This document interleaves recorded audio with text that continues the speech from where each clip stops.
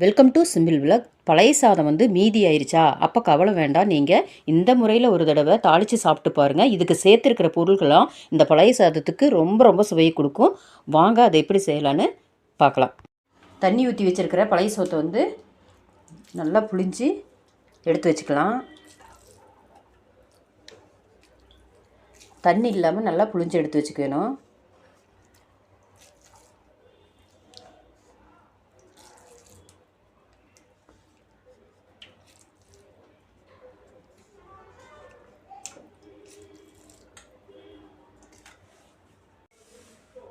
பழைய சோறை புளிஞ்சு வச்சாச்சு. இப்போ இது ஒரு ஓரமாக இருக்கட்டும். வாங்க இதை எப்படி தாளிக்கலான்னு பார்க்கலாம். என்னென்ன பொருள் போட்டு எந்த மாதிரி டேஸ்டான முறையில் தாளிக்கலான்னு பார்க்கலாம். அடுப்பில் கடாய் வச்சுட்டு எண்ணெய் சேர்த்திக்கலாம். எண்ணெய் நல்லா காஞ்சதும் இதில் கடுகு ஒரு அரை டீஸ்பூன் சேர்த்திக்கலாம். இதோட உளுந்தம்பருப்பு ஒரு அரை டீஸ்பூன் சேர்த்திக்கணும். கடலைப்பருப்பு ஒரு அரை டீஸ்பூன் போட்டுக்கலாம். கடுகு, கடலைப்பருப்பு, உளுந்தம்பருப்புலாம் நல்லா பொரிய விட்டாச்சு. இப்போ முழு காஞ்ச மிளகாய் ஒரு 2-3 சேர்த்திக்கலாம்.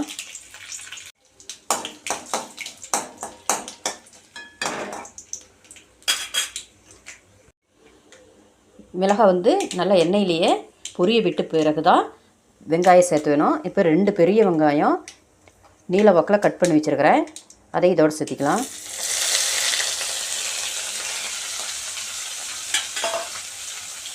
கருவேப்பிலை ஒரு 2 சேர்த்திட்டு நல்லா வதக்கி விட்டுக்க வேணும். வெங்காயம் நல்லா கண்ணாடி பதத்துக்கு வதக்கி வேணும்.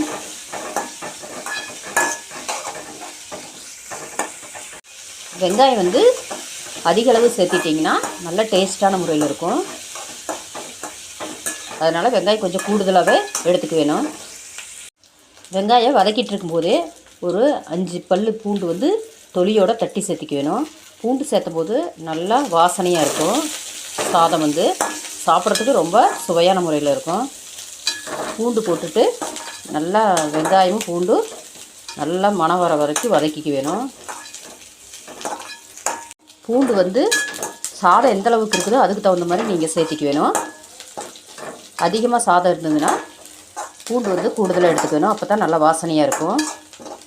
அளவுக்கு தகுந்த மாதிரி நீங்கள் பூண்டு சேர்த்திக்குங்க. வெங்காயம் நல்லா வதக்கியாச்சு. இப்போ இதோட 4 தக்காளி பொடியாக கட் பண்ணி வச்சுருக்கிறேன். அதை இதோட சேர்த்திக்கலாம். தக்காளியுமே நீங்கள் எந்த அளவுக்கு பழைய சாதம் எடுத்துருக்குறீங்களோ அதுக்கு தகுந்த மாதிரி கூட்டவோ குறைக்கவோ செஞ்சுக்கங்க. இப்போ தக்காளி வதக்கிறதுக்காக கல்லுப்பு சேர்த்திக்கலாம். கல்லுப்பு சேர்த்திட்டு நல்லா தக்காளி குழைய வதக்கிக்க வேணும். தக்காளி நல்லா குழைய வதக்கியாச்சு. நல்லா வதக்குனா தான் பச்சை வாசம் அடைக்காது தக்காளியோட வாசம். அதனால் இந்த மாதிரி நல்லா வதக்கிக்கணும். இப்போது இதோட சாம்பார் பொடி 1 டேபிள் ஸ்பூன் நான் எடுத்துருக்கிறேன். சாதத்துக்கு தகுந்த மாதிரி நீங்கள் சாம்பார் பொடி கூட்டவோ குறைக்கவோ செஞ்சுக்கோங்க. அதிக சாதம் எடுத்துருந்திங்கன்னா 2 டீஸ்பூன் சேர்த்த வேணும் கட்டாயம். அப்போ தான் டேஸ்ட்டாக இருக்கும். மஞ்சத்தூள் வேணும்னா நீங்கள் சேர்த்திக்கலாம். இல்லை மஞ்சள் பொடி வேண்டாம் அப்படின்னா நீங்கள் அப்படியே கூட விட்டுறலாம். சாம்பார் பொடி மட்டும் சேர்த்திட்டு காரம் இன்னும் கொஞ்சம் கூடுதலாக வேணும் உங்களுக்கு அப்படின்னிங்கன்னா தனி மிளகாய் தூள் ஒரு அரை டீஸ்பூனோ 1 டீஸ்பூனோ சேர்த்திக்கலாம். நான் தனி மிளகாய் தூள் சேர்த்துல.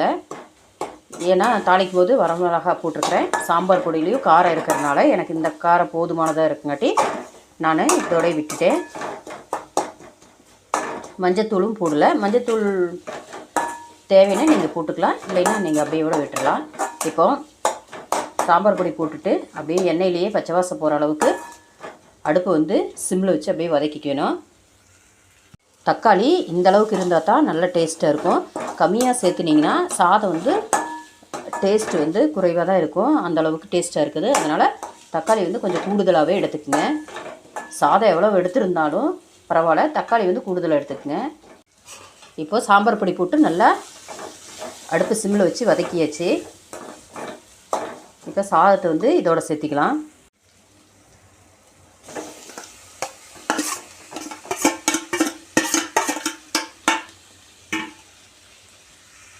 அடுப்பு சிம்மிலே வச்சுட்டு சாதத்தை சேர்த்திட்டு நல்லா கிளறி விட்டுக்கலாம். பழைய சாதத்தை வந்து வேஸ்ட்டு செய்யாமல் இந்த மாதிரி சுவையான முறையில் கட்டாயம் நீங்களும் செஞ்சு சாப்பிட்டு பாருங்கள். ரொம்பவே பிடிக்கும். அந்தளவுக்கு இது வந்து டேஸ்ட்டு சுவையான முறையில் இருக்கும்.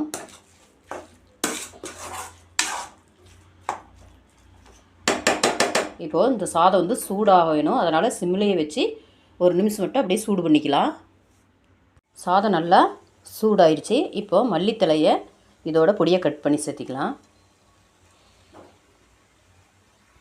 மல்லித்தழை சேர்த்திட்டு அப்படியே லைட்டாக கிளறிக்கலாம். மல்லித்தழை சேர்த்தும் போது நல்ல மணமாக சாப்பிட்றதுக்கு வந்து ரொம்ப டேஸ்ட்டான முறையில் இருக்கும். உப்பு இல்லைன்னா சரி பார்த்துட்டு கிளறிக்கிங்க.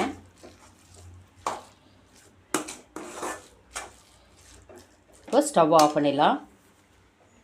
ரொம்பவே டேஸ்ட்டான முறையில் பழைய சாதத்தை வச்சு ஒரு கலக்கலான சுவையில் தாளிச்சாச்சு.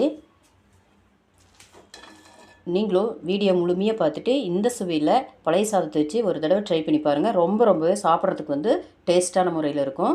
இதுக்கு நீங்கள் அப்பளம் வச்சு தொட்டு சாப்பிட்டிங்கன்னா வேறு லெவலில் இருக்கும். உங்களுக்கு பழைய சாதம் வந்து மீதி ஆயிடுச்சுன்னா அதை வந்து வீண் செய்யாமல் இந்த மாதிரி சுவையான முறையில் தாளித்து சாப்பிட்டு பாருங்கள். ரொம்பவே அருமையான சுவையை கொடுக்கும். உங்களுக்கும் பழைய சாதம் வந்து மீதி ஆயிடுச்சுன்னா அது என்ன பண்ணுறதுன்னு தெரியாமல் வீண் செய்யாமல் இருக்கிறதுக்கு இந்த மாதிரி டேஸ்ட்டான முறையில் பழைய சாதத்தை வந்து தாளித்து சாப்பிட்டு பாருங்கள். ரொம்பவே கலக்கலான சுவையை கொடுக்கும். எல்லாமே விருப்பப்பட்டு சாப்பிட்டுக்கோங்க. இந்த மாதிரி குழந்தைங்களுக்கும் கொடுத்தீங்கனாலும் இது வந்து நல்லா இருக்குதுன்னு கண்டிப்பாக கேட்டு கேட்டு வாங்கி சாப்பிடுவாங்க. ஓகே ஃப்ரெண்ட்ஸ், அடுத்த வீடியோவில் வேறொரு ரெசிபியில் பார்க்கலாம். நம்ம வீடியோ வந்து இது வரைக்கும் சப்ஸ்கிரைப் பண்ணிங்கன்னா சப்ஸ்கிரைப் பண்ணிக்கங்க. லைக் பண்ணிவிட்டு பெல் ஐக்கானில் ஆன்கிற பட்டனை கிளிக் பண்ணிக்கங்க.